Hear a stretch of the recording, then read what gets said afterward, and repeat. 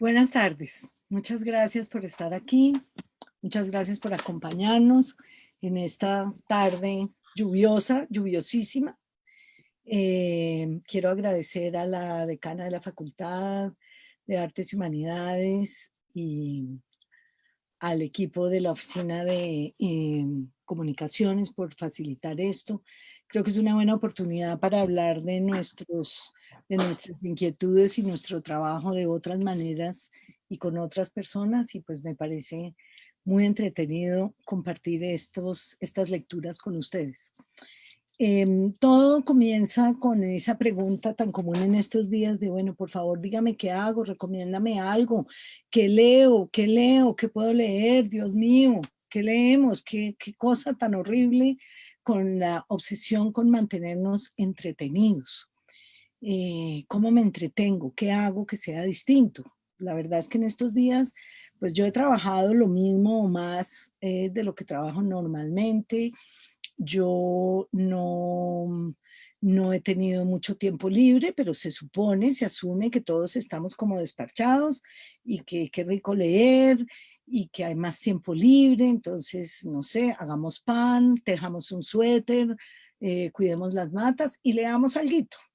Hoy en un artículo en El Espectador, Mónica Acevedo cuenta que le han pedido miles de recomendaciones para lecturas y que alguien le dijo, bueno, me voy a poner al día y me voy a leer todo el canon.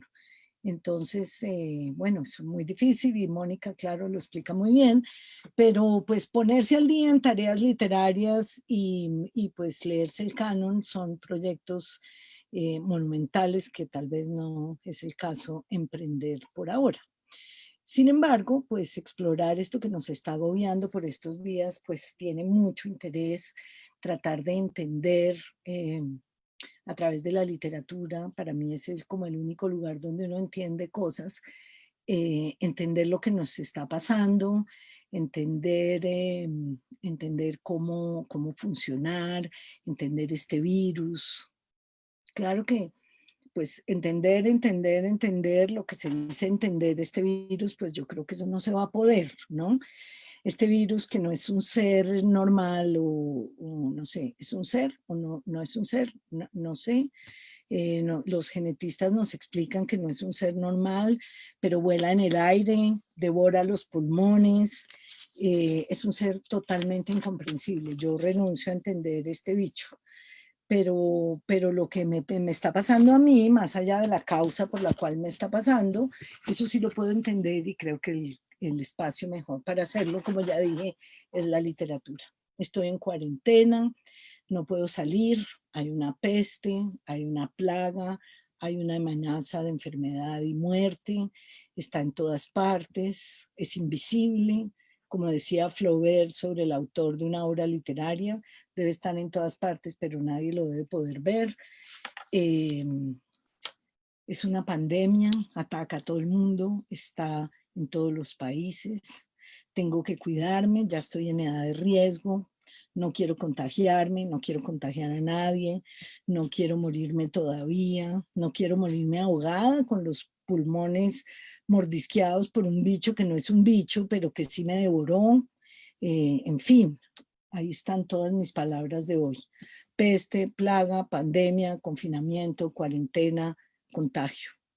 7 palabras, 7 ideas que tienen más relación que muchos otros grupos de 7 palabras con la historia de la literatura. Para mí no se trata de leer entonces ni para entretenerme, ni para tener visiones apocalípticas de lo que va a pasar y de cómo va a pasar. Tampoco, como ya dije, de entender lo que está pasando o la causa, perdón, entender la causa de lo que está pasando. Más bien se trata de buscar y ver, concebir las maneras en que la historia literaria ha entendido la peste y la plaga y ver cómo que las más de las veces, incluso en novelas como La peste de Albert Camus, donde la peste ocupa toda la narrativa, se trata menos de la peste en sí misma y mucho más de otras cosas. Es decir, por ejemplo, en las novelas estas que se refieren a la peste, No se describen pústulas, ni brotes, miasmas, o toses, o vómitos, fiebres, delirios, o gritos.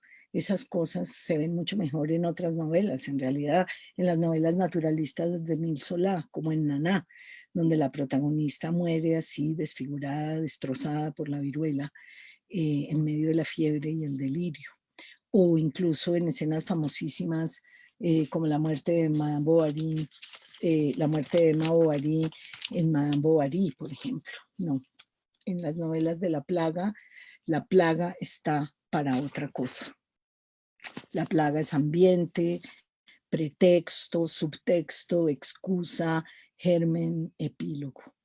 No habla la literatura de las relaciones de los hombres con los virus, los gérmenes o las bacterias, sino de metaforizaciones, de metáforas de los gérmenes, virus y bacterias que trascienden los límites del confinamiento y se concentran en los mayores problemas de la humanidad. La literatura, por ejemplo, sirve como una brújula para interpretar esos momentos difíciles de la vida presente. En la novela Los novios de Alessandro Manzoni, que es una novela escrita en 1842, los amantes, los famosos Renzo y Lucia, no pueden casarse, están prometidos, son los novios prometidos, y hay un don Rodrigo que es el que manda en Milán en la época, que no quiere que se casen porque él desea a Lucia, quiere quedarse con ella. Entonces él le prohíbe al cura casarlos. Entonces Renzo y Lucia empiezan una especie de peregrinaje por el norte de Italia, la Lombardía, que está tan afectada actualmente por la plaga esta de COVID-19, empiezan a recorrer todos esos pueblos buscando la manera de estar juntos, casados, se pierden, se tienen que separar, hay unas condiciones políticas tremendas, las ciudades-estado no permiten el flujo, finalmente, después de tanta huida y tantas dificultades y retos, finalmente la plaga llega a su fin, ellos pueden volver a su casa, la plaga llega a Milán, mata a don Rodrigo, el malo, y así pues los amantes se salvan. En esa novela, La plaga, que Renzo y Lucia recrean, muestran toda la situación actual de Lombardía, fíjense ustedes. Es la región más azotada por la plaga en la novela. Vino de afuera, fue traída por gente que venía de otro país. Los políticos locales ni entendieron ni reaccionaron a tiempo. La espera de entrar en acción de esos políticos facilitó los contagios, la población ignoró o negó la situación y cuando se dieron cuenta ya era muy tarde. Entraron en pánico, muchísimos murieron y ya. Es tal cual como ocurre hoy en la novela de Manzoni. Por esa razón creo que en estos días Los novios es una novela que está en la lista de más leídos y más comprados entre los italianos por estas fechas. Pero la clave es que esa novela, como toda gran novela histórica, busca poner a los personajes y a sus conflictos contra un telón de fondo que por lo general es una época remota del pasado. En este caso se trata de una peste milanesa de 1630, para exhibir ahí los problemas que quiere discutir con esa perspectiva en el tiempo, que son los que a él le interesan. La pérdida de la humanidad, la falta de consideración, el poder extranjero que usurpa el poder local, la desunión de las ciudades italianas, la posibilidad del amor, el triunfo de los personajes buenos y decentes que no soportan, que tienen que soportar grandes males y finalmente prevalecen y logran la felicidad. Esa novela es casi tan texto nacional de la cultura italiana como la Divina Comedia de Dante Alighieri, ¿no? Y ahí esa novela, que es sobre la separación de los estados italianos en el contexto de la peste de 1630, nos muestra un confinamiento, una enfermedad, una mal... ¿Cómo van a hacer? Desde aquí. ¿Perdón? ¿Sigo? ¿Qué pasó? Sí. Bueno, finalmente, la novela de Manzoni nos sirve para entender eso, que hay otras cosas detrás. De igual manera, cuando vemos grandes clásicos de la pestilencia, como los llamados, como, ¿ya? Sí. Los grandes clásicos de la pestilencia, decía, como La peste de Albert Camus y El diario del año de la peste de Daniel Defoe, son textos donde también existe un telón de fondo, pero está muy simulado a través de una peste que ataca a la sociedad de manera similar a la que vimos en Manzoni. Pero en esos textos se critican las circunstancias que han producido la infelicidad de todo un pueblo y la pandemia detiene, al detener todo, la pandemia permite una reflexión. La literatura en general y estas novelas de las que estoy hablando aprovechan para dar información, para comportarse como crónicas. De hecho, Defoe comienza el diario del año de la peste diciendo que esto es una crónica de la peste para que los lectores puedan reconocer los signos, estar pendientes, estar atentos, evitar la próxima. Y esto en realidad es una crónica, no lean nada más ahí. Coincidencialmente, la novela de Camus comienza La peste con un epígrafe de Defoe, en el que Defoe dice, lo voy a leer, es un epígrafe un poco difícil, pero aquí está, dice Defoe: tan razonable como representar una prisión de cierto género por otra diferente, es representar algo que existe realmente por algo que no existe. Entonces, el hecho de que Camus ambiente su novela sobre la peste con una frase que dice que las cosas son como, no son como parecen o parecen de una manera distinta a como realmente son, justamente se establece una relación de diálogo con esa tradición de Defoe y los horrores de la peste que muestra permanentemente esa novela no alcanzan a esconder el primer plano de las ideas y preguntas básicas que se está haciendo el autor en esa novela. El objeto de la novela no es ni la peste ni la cuarentena, en el caso de Camus, sino establecer una alegoría de la invasión de los nazis a Francia y sobre todo de la resistencia de los franceses ante esta invasión. Esta invasión que además también entró así, un poco así, como entraría la peste. El doctor Rieu, que es un médico que es el que está a cargo de los pacientes en la novela de Camus, eh, busca la decencia básica, no busca el heroísmo, busca que la gente se comporte como debe ser. Un médico y la lucha contra esa plaga y el médico guiando a otros médicos y a otras personas en esa lucha son sucedáneos en la novela de la resistencia misma a los nazis. De esas maneras como la gente puede existir eh, y resistir ante un mal que los está invadiendo por todas partes, que se va infiltrando poco a poco hasta subyugarlos, como efectivamente fue la invasión nazi de Francia. Al terminar el brote, efectivamente, termina, queda un miedo tremendo y la certeza de que volverá y de que hay que estar atentos, que es la misma aclaración que hizo Defoe en su crónica del año de la peste. Otra gran pandemia muy famosa y muy peligrosa y muy miedosa tiene, y esto no es raro, no nos debe sorprender, tiene una relación muy directa con otra guerra, la Primera Guerra Mundial. Y en el año de 1918, la gripa española, el Spanish flu, invadió Europa y mató más gente que la Primera Guerra Mundial. Y esa Primera Guerra también tiene un correlato súper interesante en la novela moderna. Se trata de una escritora estadounidense del siglo XX. Ya la señora Edith Wharton, que es muy famosa entre nosotros, eh, básicamente por la realización de varias películas con sus obras, había escrito un bello relato que se llama El Marne, que es el nombre de un río de Francia donde hubo una batalla en la Primera Guerra Mundial. Y El Marne es la historia de un muchacho estadounidense que vivía en París con sus padres, que quedaron atrapados en París cuando París fue aislada por la guerra, no podían salir a un lado, y ese muchacho siempre había querido defender los ideales de Francia.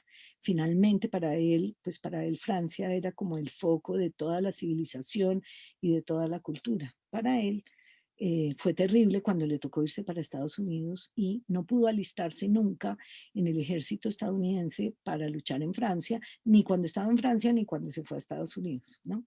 Entonces es muy bonito ver que otra escritora estadounidense, Catherine Ann Porter, escribió una novela sobre esa Primera Guerra Mundial que se llama Pálido caballo, pálido jinete, Pale Horse, Pale Rider.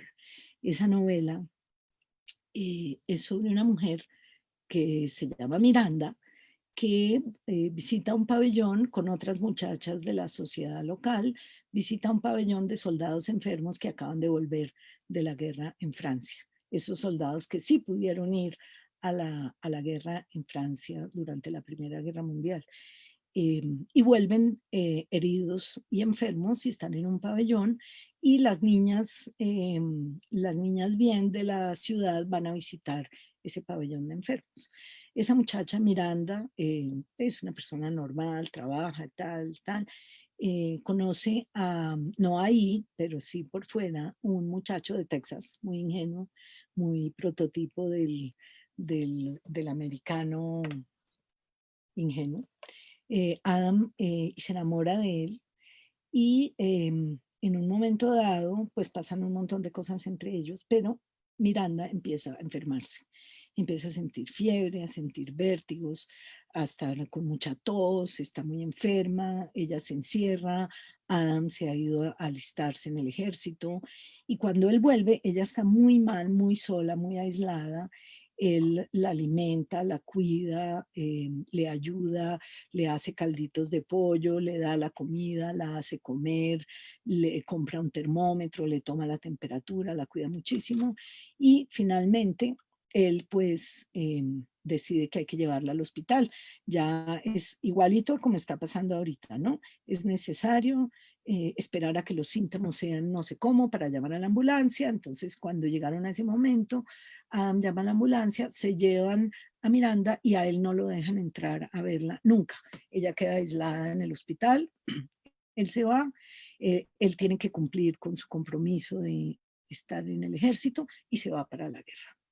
Y la novela termina con Miranda despertándose en el hospital después de haber estado gravísima y haber sido salvada en ese hospital por un médico y una enfermera que estuvieron al lado de su lecho todo el tiempo cuidándola. Y finalmente ella cobra conciencia, recupera toda la conciencia, tiene todos sus recuerdos, organiza todo, ha tenido unas pesadillas terribles que recuerda muy vívidamente y empiezan a oír las campanas del armisticio, el final de la guerra y tal, y un par de días después ella recibe una carta en la que un amigo de Adam le dice que él apenas llegó a Francia a luchar en la guerra, cayó enfermo del Spanish flu que le habían prendido a Miranda, los soldados que ya había visitado en Massachusetts, y se murió él en Francia antes de llegar al campo de batalla de la enfermedad de la que ella se salvó. Entonces, esta fábula de estos dos, que se considera además, varios críticos consideran que este es el relato más vívido de la peste de la gripe española de 1918, fíjense cómo juega también con la idea de que la peste y la guerra van siempre juntas. Eso es tremendo, ¿no? La peste y la guerra siempre juntas y la peste como tapando, pero mostrando en realidad paralelamente los problemas de la guerra. Hay algo similar que ocurre en la novela Ensayo sobre la ceguera de José Saramago. Esa es una epidemia de ceguera blanca en la que se expresa una cosa que va un pasito más allá de las obras en las que ya hemos comentado, que es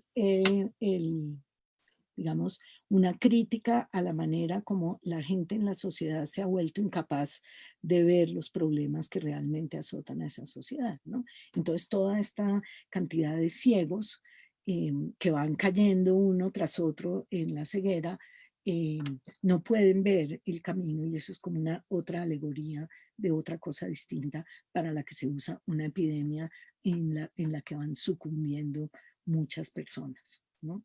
Estas críticas no siempre son tan malvadas y tan horribles, o no siempre los resultados son tan terribles, ¿no? Y me gustaría mencionar una novela que me gusta mucho y que enseño mucho con mis alumnos, que se llama Jane Eyre, de Charlotte Bronte. En esa novela, que es todo el crecimiento de Jane Eyre para toda su formación para lograr la felicidad, Jane, como tal vez muchos de ustedes recuerdan, ha sido entregada a un orfanato, a un hospicio de beneficencia de niñas abandonadas, donde la alimentación es muy mala y donde la situación es muy precaria, y donde efectivamente las alumnas se enferman de una peste que es un tifo. Me gustaría leer un fragmentico de Jane Eyre para que ustedes vean que en esta novela, que tiene como esta letra de esta edición española es chiquitica, pero la novela tiene unas 600 páginas por ahí, y todo lo que se dice de la peste, que es crucial para todo lo que le ocurre a Jane Eyre, se dice en 2 parrafitos. Voy a leer voy a leer uno de ellos. Dice: ¿verdad que la descripción del lugar de nuestra residencia en medio del bosque es muy pintoresco? Árboles por todas partes, un arroyo precioso allí cerca. ¿Qué más podía pedir? Pero sobre la salubridad de aquel lugar hay mucho que decir. El barranco del bosque en el que estaba edificado Lowood era un sitio lleno de vapores malsanos que, aumentando a medida que aumentaba el calor con la llegada de la primavera, se transformaron en nieblas tíficas que pronto convirtieron el asilo de huérfanas en un hospital de infecciosos. La mayoría de las niñas, medio hambrientas y que durante el invierno habían sufrido muchos resfriados que fueron descuidados en su curación, estaban muy predispuestas a coger el contagio, y así, de 80 pupilas de la casa, 45 cayeron enfermas a la vez. Las clases se disolvieron y los reglamentos quedaron en suspenso provisionalmente, y a causa de ello las pocas niñas que no enfermaron obtuvieron una licencia casi absoluta, pues el médico que asistía a las enfermas preconizó que para que las otras se mantuvieran en buen estado de salud era preciso que hicieran todo el ejercicio posible. Por otra parte, nadie tenía tiempo para cuidar de nosotras. Miss Temple estaba consagrada a la tarea de cuidar a las enfermas y casi no salía de la casa en que yacían, solo unos momentos para comer y a la hora de dormir. Las demás profesoras estaban demasiado ocupadas en hacer los equipajes y disponer el traslado de las niñas, que eran lo bastante afortunadas como para contar con amigos y parientes que las llevaran a su casa con el fin de alejarlas del lugar del contagio. Algunas de ellas, que ya llevaban la infección en la sangre, volvieron a sus casas solo para morir allí. Otras murieron en el pensionado y fueron enterradas sin ruido y con toda la rapidez, porque la naturaleza de la enfermedad así lo exigía imperiosamente. Este mal de Jane, que le complica la tuberculosis a su amiga Helen, que para Jane es crucial en este crecimiento y en esta formación de ella para la vida, realmente para Jane resulta en una liberación. Ella puede empezar a salir a la naturaleza, a dar paseos, al bosque. Dice que la comida, a medida que había menos niñas, paradójica y tristemente, la comida fue mejorando, o por lo menos hubo más comida para las demás niñas, para las sobrevivientes, y se sacaban grandes pedazos de queso y se los comían en el bosque, etcétera. Y ese contacto con la naturaleza para Jane Eyre es crucial en su formación, como se va a ver después en su relación con el señor Rochester, con el páramo, con los pájaros, con toda la naturaleza que hay alrededor de la casa de Rochester y de otros lugares de la novela. Es una oportunidad de crecimiento para Jane. El estudio de Jane se ve realmente muy favorecido por esta peste. La muerte de su amiga, que le dio tantas lecciones de vida, pues también además es otra enfermedad, se debe a otra enfermedad que es terrible para los humanos y que también se contagia y que también se cura en aislamiento y en sanatorios, y es la tuberculosis. Yo creo que en los tiempos modernos tenemos grandes novelas que giran en torno a la enfermedad de la tuberculosis, que padeció Chekhov también, por ejemplo. Y yo creo que la más notable de esas es La montaña mágica de Thomas Mann. Por otra parte, otra novela de Thomas Mann que se llama Muerte en Venecia, también es el viaje del compositor Gustavo Aschenbach huyendo de la cólera en Venecia, donde encuentra la muerte, ¿no? Entonces, fíjense que hay unas plagas que son muy malignas, muy horribles, otras que son muy propicias para otras cosas, otras, por ejemplo, la de Muerte en Venecia nos ofrece además una posibilidad de un amor erótico más allá de la razón, pero también de la creación y la reflexión sobre la estética y el trabajo del arte, ¿no? Entonces, pues son muy, muy variadas. Los estados alterados sociales o personales, como vimos en la obra de Porter, en Pálido Jinete, Pálido Caballo. Por cierto, el pálido jinete es la muerte que viene con su pálido, perdón, el pálido caballo viene trayendo a la muerte, que es el pálido jinete que se lleva a toda la familia en una canción tradicional. Y hay otras que funcionan muy parecidas a todas las que hemos descrito, como la fiebre del insomnio en 100 años de soledad, ¿no? Este es para García Márquez, para la novela García Márquez, la fiebre del insomnio es un momento muy crucial que comienza con la llegada de Rebeca y Manaure de La Guajira. Ellos vienen contagiados y dice 100 años de soledad. Esto es en el capítulo primero, en el momento de la llegada de Rebeca a Macondo, dice la novela. Una noche, por la época en que Rebeca se curó del vicio de comer tierra y fue llevada a dormir en el cuarto de los otros niños, la india que dormía con ellos despertó por casualidad y oyó un extraño ruido intermitente en un rincón. Se incorporó a la armada creyendo que había entrado un animal perdón, que había entrado un animal en el cuarto, perdón, y entonces vio a Rebeca en el mecedor, chupándose el dedo y con los ojos alumbrados como los de un gato en la oscuridad. Pasmada de terror, atribulada por la fatalidad de su destino, Visitación reconoció en esos ojos los síntomas de la enfermedad cuya amenaza los había obligado a ella y a su hermano a desterrarse para siempre en un reino milenario de un reino milenario del cual eran príncipes. Era la peste del insomnio. Cataure, el indio, no amaneció en la casa. Su hermana se quedó porque su corazón fatalista le indicaba que la dolencia letal había de perseguirla de todos modos hasta el último rincón de la tierra. Nadie entendió la alarma de Visitación. Si no volvemos a dormir, mejor, dijo José Arcadio Buendía de buen humor. Así nos rendirá más la vida. Pero la India les explicó que lo más temible de la enfermedad del insomnio no era la imposibilidad de dormir, pues el cuerpo no sentía cansancio ninguno, sino su inexorable evolución hacia una manifestación más crítica, el olvido. Quería decir que cuando el enfermo se acostumbraba a su estado de vigilia, empezaban a borrarse de su memoria los recuerdos de la infancia, luego el nombre y la noción de las cosas, y por último la identidad de las personas y aún la conciencia del propio ser, hasta hundirse en una especie de idiotez sin pasado. José Arcadio Buendía, muerto de risa, consideró que se trataba de una de tantas dolencias inventadas por la superstición. Pero Úrsula, por si acaso, tomó la precaución de separar a Rebeca de los demás niños. Al cabo de varias semanas, cuando el terror de Visitación parecía aplacado, José Arcadio Buendía se encontró una noche dando vueltas en la cama sin poder dormir. Úrsula, que también se había despertado, le preguntó qué le pasaba y él le contestó: estoy pensando otra vez en Prudencio Aguilar. No durmieron ni un minuto, pero al día siguiente se sentían tan descansados que se olvidaron de la mala noche. Aureliano comentó asombrado a la hora del almuerzo que se sentía muy bien a pesar de que había pasado toda la noche en el laboratorio dorando un prendedor que pensaba regalarle a Úrsula, perdón, en el día de su cumpleaños. No se alarmaron hasta el tercer día, cuando a la hora de acostarse se sintieron sin sueño y cayeron en la cuenta de que llevaban más de 50 horas sin dormir.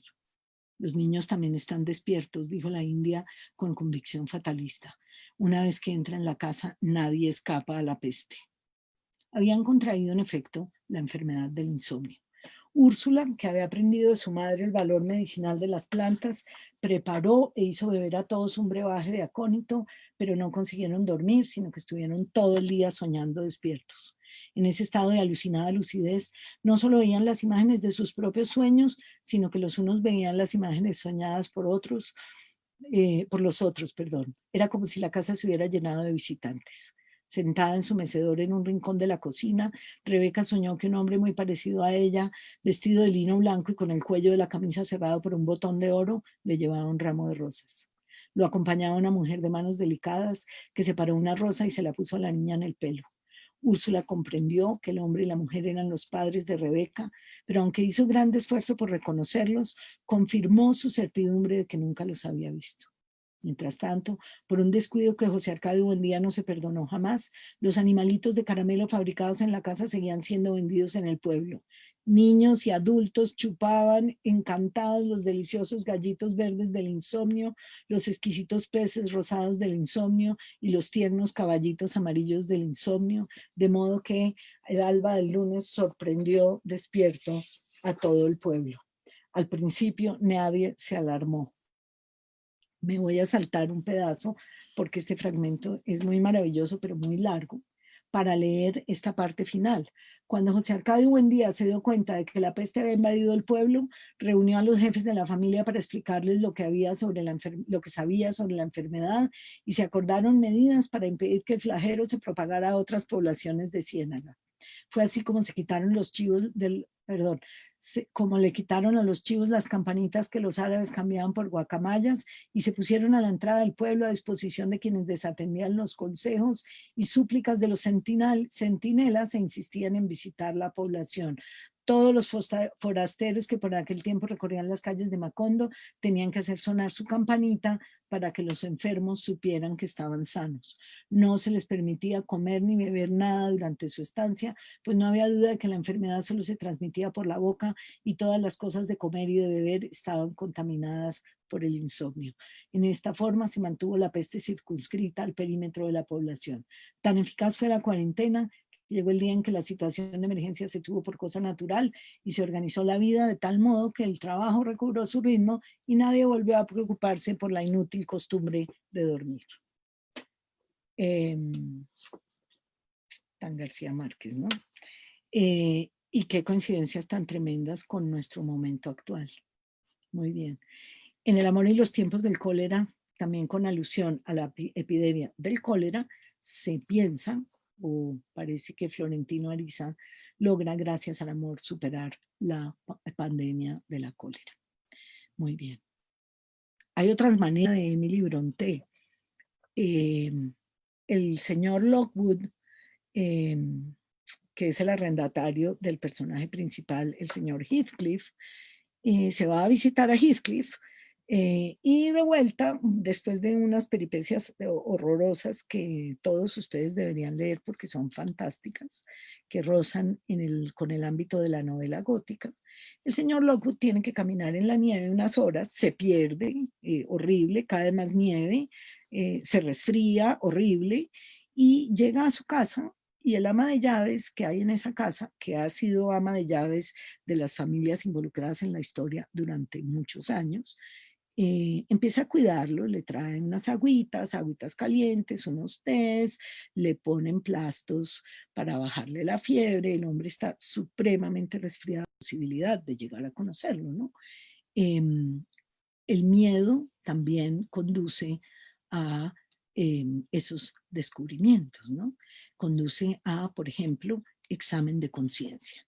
Eso es lo que nos muestra una fábula encantadora de Jean de La Fontaine del siglo XVII, que se llama Los animales enfermos de la peste, en la cual, exhortados por el rey su líder, los animales deciden hacer acto de contrición, confesar todos sus pecados y arrepentirse de todas sus maldades, por ejemplo.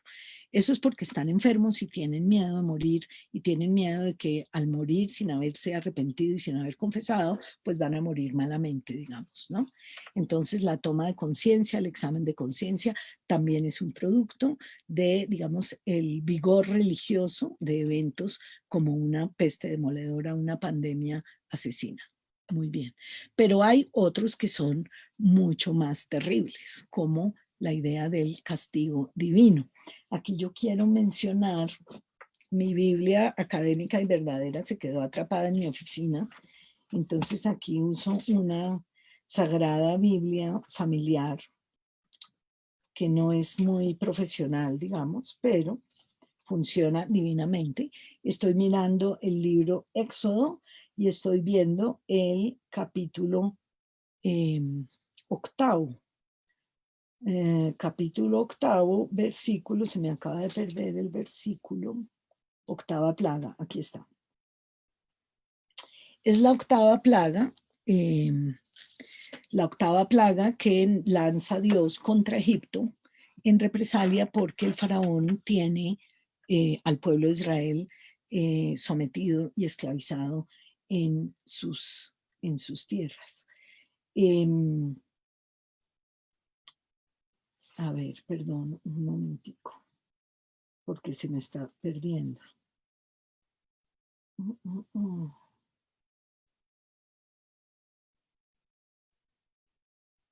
Perdón, discúlpenme, se me perdió la plaga octava. Aquí hay un título, pero es que no quiero leerla toda. Aquí está, la langosta es la novena, ¿no? Lluvia de fuego, úlcera, perdón, es que es la plaga sexta, perdón, discúlpenme, es la sexta la que me interesa. La plaga sexta en el Éxodo se cuenta de la siguiente manera. Ustedes saben que Moisés fue criado en el palacio del faraón y que Moisés tenía, digamos, acceso fácil y directo al faraón, con lo cual podía ir a decirle al faraón, vea, deje ir al pueblo, ¿no? Por favor, deje ir al pueblo de Israel y libérelos de esta esclavitud. Pero el faraón no quería, entonces Moisés y Aarón le fueron anunciando plagas al faraón y el faraón al principio decía, no me importa, no me importa, después sí me importa, pero no los dejo ir, después los dejó ir, pero con 1000 condiciones y finalmente le tocó dejarlos ir. La primera plaga fue aquella en la que el agua de todo Egipto se convirtió en sangre, agua roja. La segunda fue la invasión de ranas, la tercera la invasión de piojos, la cuarta de moscas, la quinta la peste del ganado, la sexta, que es la que nos interesa, es una muy rara que ahorita explico, la séptima es una lluvia de fuego y granizo, la octava son las langostas, la novena que son las tinieblas, la peste, la invasión de la tiniebla, digamos, que es un ataque directo a Ra por parte del dios de los judíos, ¿no? Puesto que Ra es el dios del sol y la luz y de repente todo está en tinieblas. Y la décima es la muerte de los primogénitos, que es la que ya le pone al faraón una alerta verdadera. Bueno, la plaga sexta que está en el capítulo 9 entre los versículos 8 y 12 del Éxodo, dice el narrador bíblico de la siguiente manera. Yahvé dijo a Moisés y a Aarón, tomad un puñado de ceniza del horno y que la tire Moisés hacia el cielo a la vista del faraón para que se convierta en un polvo fino sobre toda la tierra de Egipto y produzca en toda la tierra de Egipto a hombres y animales pústulas eruptivas y tumores. Tomaron la ceniza del horno y se presentaron al faraón. Moisés la tiró al cielo y se produjeron en hombres y animales pústulas y tumores y también en los ganados. Los magos no pudieron continuar en presencia de Moisés porque le salieron tumores y como a todos los egipcios. Y Yahvé endureció el corazón del faraón, que no escuchó a Moisés y a Aarón, como Yahvé se lo había dicho a Moisés. Este es el capítulo 9, versículos 8 a 12 del Éxodo. Entonces ustedes ahí ven que las plagas son castigos de Dios y además encarnaciones de la lucha entre el Dios de los hebreos y los dioses egipcios, como se ha estudiado en este trabajo, en estos trabajos sobre las plagas de Egipto, que cada una de ellas es un ataque a una deidad egipcia por parte del dios de los hebreos. Muy bien. Otras que son muy interesantes en este sentido son la que abre la Ilíada y la que abre el Edipo de Sófocles. En la Ilíada, en el canto primero de la Ilíada, vemos que el cantor expone las siguientes preguntas. ¿Qué dios fue el que movió la discordia y la lucha entre ellos? Fue este el hijo de Leto y de Zeus, Apolo. Contra el rey irritado, una peste maligna a sus huestes mandó y sus guerreros perecían porque ultrajó a Crises, su sacerdote. Y aquel fue a las rápidas naves aqueas a obtener a su hija por un gran rescate y las ínfulas del que hiere de lejos, Apolo, que en manos llevaba y pendientes de un cetro de oro. Perdón, discúlpenme. Que en mano llevaba y pendientes de un cetro de oro, las flechas, perdón. Y rogó a los aqueos, sobre todo a los hijos de Atreo, caudillos del pueblo. Oh, vosotros, Atridas, y no se vuelve a hablar de la peste nunca más. ¿Me explico? Solamente dice aquí que Apolo, irritado contra Agamenón, porque se había llevado a la hija de Crises, Criseida, había lanzado una peste maligna a sus huestes. Después de esto, Apolo se pone todavía más bravo, entonces decide salir él mismo con sus flechas a matar a los griegos en el campamento. Pero fíjense ustedes que esa peste, que es la que desencadena la idea de Aquiles de que llamemos a un adivino para que nos explique el origen de todo esto, y así llegan a la idea que es Apolo y que por tanto hay que devolver a Criseida, y entonces Agamenón decide coger a Briseida, que es la esclava que le había tocado a Aquiles. Aquiles monta en cólera, exige que se la devuelvan, no se la devuelvan, los dioses no lo pueden respaldar, su madre ni el mismo Zeus puede respaldar el reclamo de Aquiles, y entonces Aquiles monta en cólera, se retira del combate y ahí comienza el poema. Fíjense que la peste es importantísima porque es la indicación de que hay un mensaje de los dioses que debe llegar, y la peste no se vuelve a mencionar nunca más en la Ilíada, nunca más, es solo en esos versos al comienzo. Y algo similar ocurre en el Edipo de Sófocles. Si ustedes recuerdan, Edipo reinaba en Tebas cuando comienza la obra de Sófocles. Edipo es el rey de Tebas, trono que ha conseguido gracias a que logró descifrar los enigmas y cumplir las exigencias de la esfinge, que tenía muy sometida a la ciudad, ¿no? Entonces, un tiempo después, cuando ya Edipo era rey y cuando ya tenía hijos con la reina y tal, y antes de que ocurriera nada tremendo en Tebas, pues empieza una peste. Entonces, aquí dice el narrador, el coro de ancianos, dice a Edipo, se va a buscar a Edipo a la puerta del palacio y le dice lo siguiente, después de unos párrafos le dice: Tebas, como tú mismo lo estás viendo, se halla profundamente consternada por la desgracia. No puede levantar la cabeza del abismo mortífero en que está sumida. Los brotes fructíferos de la tierra se secan en los campos, perecen los rebaños que pasen en los pastizales, despuéblase con la esterilidad de sus mujeres. Un Dios que trae el fuego abrasador de las fiebres, la execrable peste, se ha adueñado de la ciudad y va dejando exhausta de hombres la mansión de Cadmo, mientras las sombras del Hades desbordan de llantos y de gemidos. Ciertamente, ni estos jóvenes ni yo, apiñados en torno de los lares, pretendemos igualarte con los dioses, pero te reconocemos como el primero de los mortales para socorrernos en la desgracia que se cierne sobre nuestras vidas y para obtener el auxilio de los dioses.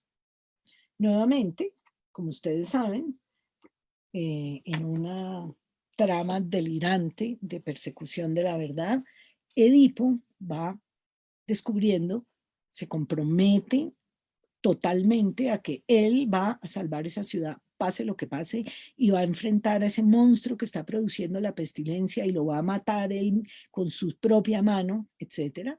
Y empieza la investigación en la que, infortunadamente para él, va descubriendo que esa persona con la que tiene que enfrentarse a muerte es él mismo, ¿no?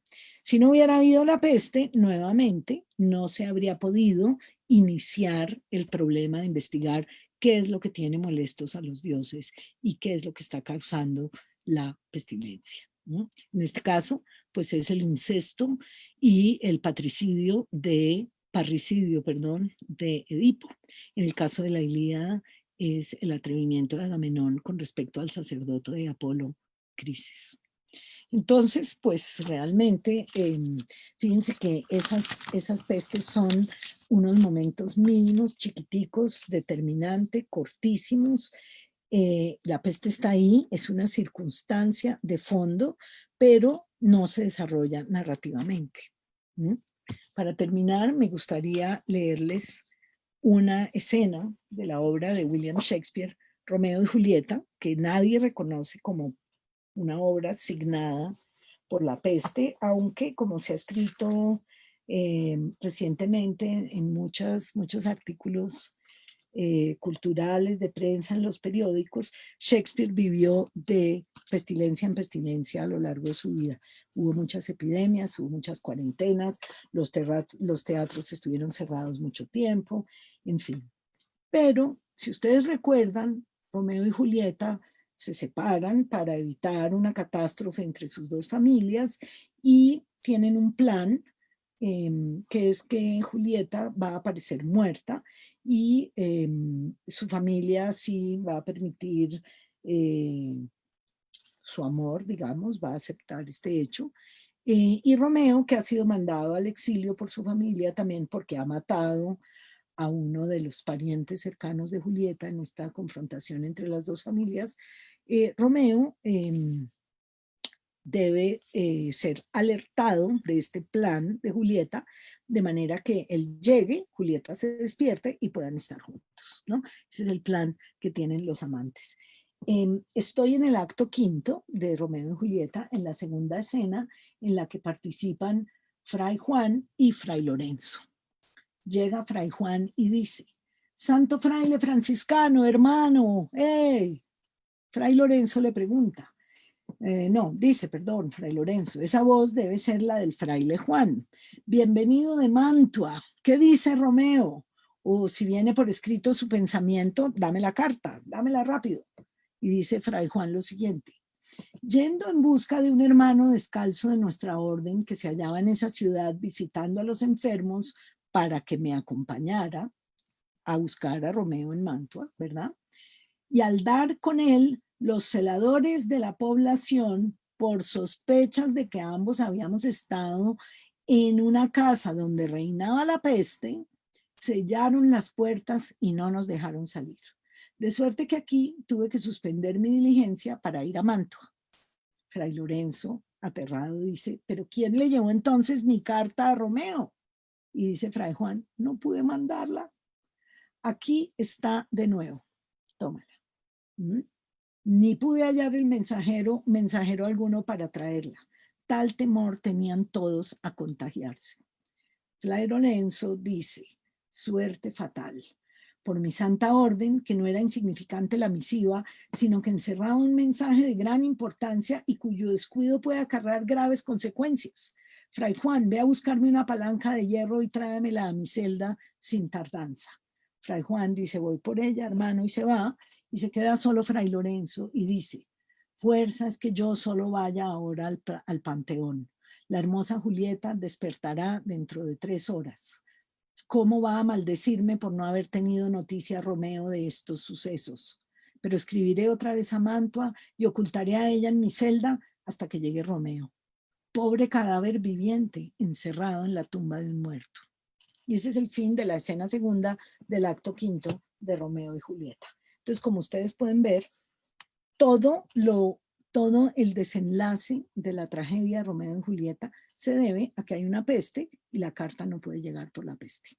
Esas son las maneras como la peste se nos mete, se nos inocula, nos contagia por todos lados en estos relatos del siglo XVII. Así como en la Ilíada y en el Edipo, ese detalle insignificante de la peste promueve el cumplimiento terrible del destino. Muchas gracias por su atención.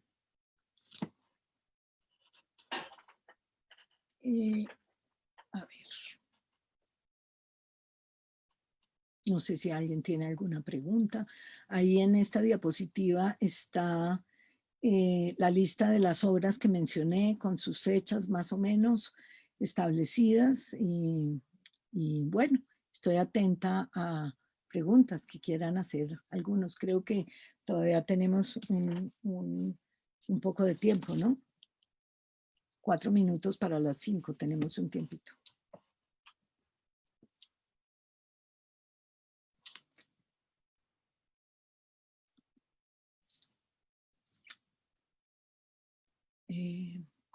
¿Cómo hago para quitar esta cosa? ¿Puedo quitarla? Ah, ya.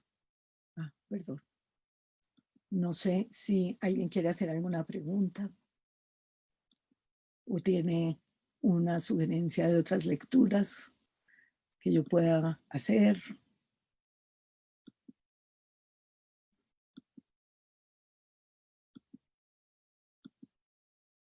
¿Mm? ¿Mm? Pues parece que no, ¿no? Bueno, un placer haber estado con ustedes y compartir estas lecturas y estos intereses, estas historias. Lean mucho, pero no para entretenerse, sino para pensar en las cosas importantes. Hasta luego. Gracias.